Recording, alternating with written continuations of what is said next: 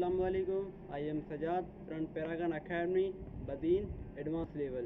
So today my topic is the problem in our education system. There are many problems in our education system, like that we have no good teacher, we have no good material, we have no good furniture, and we went to other country.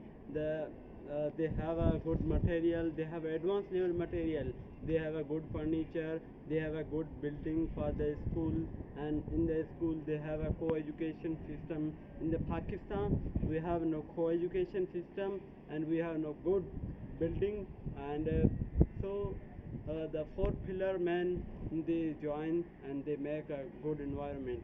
Either the first, the parents, the student, government, and our teacher, they they make they join, they make group, and they make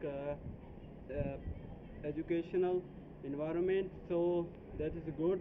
And uh, when in the Pakistan we have no advanced level material. In the other country has advanced level material, that we in the Pakistan, one world children we take a Pakistan farm, and world children we take from India. The more than intelligent the Indian child, because they have a good material. So we are say government of Pakistan and give us the advanced level material, because we are studied our classes the past material. It is the time of our forefathers, like that the biology or the material are past, but they are printing are new.